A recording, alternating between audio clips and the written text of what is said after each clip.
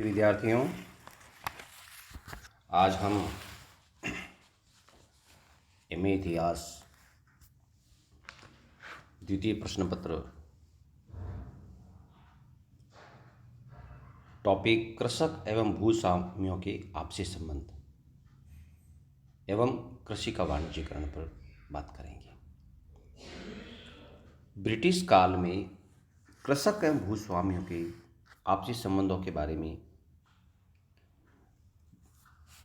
अलग अलग गवर्नरों ने अलग अलग तरह की नीति का अनुसरण किया था।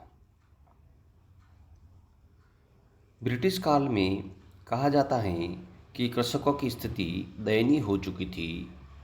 कृषकों के लिए विभिन्न प्रकार के कर लगाए गए थे। जब हम कृषकों की और भूस्वामियों के आपसी संबंधों की बात करते हैं तो हम कृषि के संबंध में ब्रिटिश सरकार द्वारा अपने शासनकाल में 3 सिद्धांतों का पालन किया था। सबसे पहले 1793 ईस्वी में लॉर्ड कॉर्नवालिस ने स्थायी बंदोबस्त की व्यवस्था शुरू की थी। ये परमानेंट सेटलमेंट था, वो ब्रिटिश सरकार का एक महत्वपूर्ण हथियार था। कृषकों को और जमींदारों के बीच में, सरकार और कृषक के बीच में जमींदार के रूप में एक योजक कड़ी की शुरुआत कर दी थी। तो स्थायी बंदोबस्त है वो किसानों के लिए एक तरह का नवीन शोषण का अध्याय बन गया था। उसी प्रकार से स्थायी बंदोबस्त के बाद में हम महलवाड़ी व्यवस्था की तरफ आते हैं।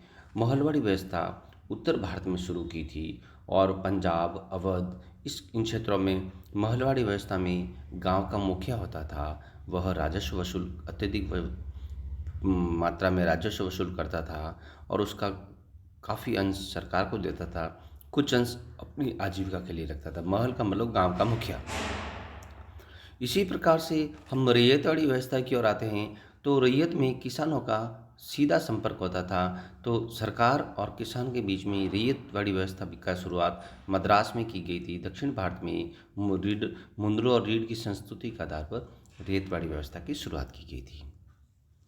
हमें जानकारी करनी है कि कृषक और भूस्वामियों के बीच के जो संबंध थे वे संबंध अच्छे नहीं रहे। उन संबंधों का अच्छे नहीं रहने का या उन संबंधों के बीच में कटुता का मूल कारण था राजस्व का निर्धारण।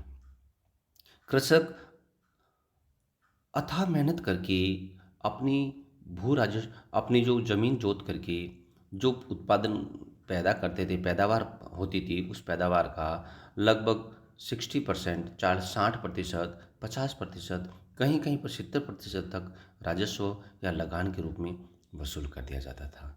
इस प्रकार से भारतीय किसानों का दोहन शुरू हो गया था। इसी दोहन के कारण ब्रिटिश सरकार और किसानों के बीच में संबंध अच्छे नहीं रहे।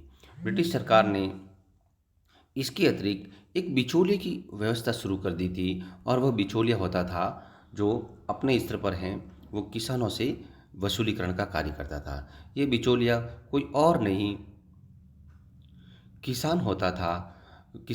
वो बिचौलिया कोई और नहीं भूस्वामी होता था जो किसानों से अत्यधिक मात्रा में वसूलीकरण का कार्य करता था। हमें अब ये जानकारी आवश्यक है कि कृषि का वाणिज्यीकरण से क्या तात्पर्य है। कृषि और वाणिज्यीकरण ये दोनों ही एक दूसरे से मिले हुए शब्द हैं।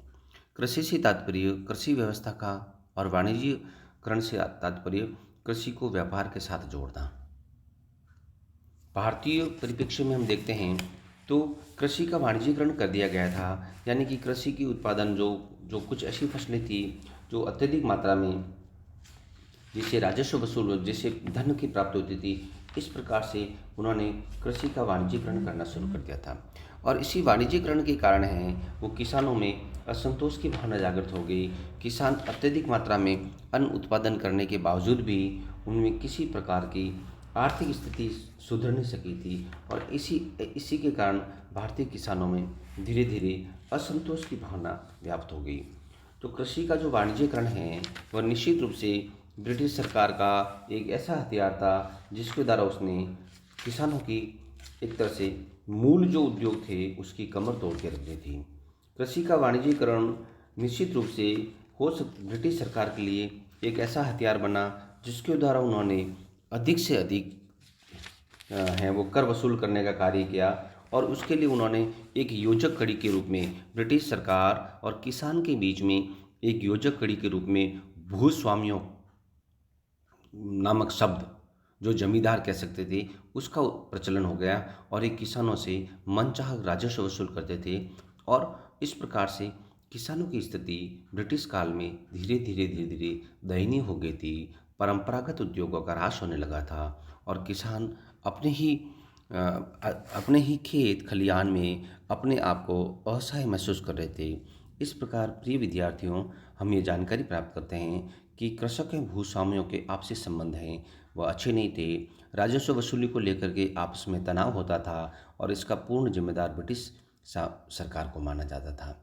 कृषि की वाणिज्यीकरण में भी उन्होंने हम कृषि में कुछ ऐसी फसलें थी जो जिससे राजस्व आय अधिक होती थी, उन फसलों पर अत्यधिक जोर दिया। और परंपरागत फसलें थी, उन फसलों पर जोर कम दिया। इस प्रकार से कृषि का वाणिज्यीकरण एक ऐसा तत्व था जिसके कारण भारत में किसानों की स्थिति दयनीय हो गई। धन्यवाद।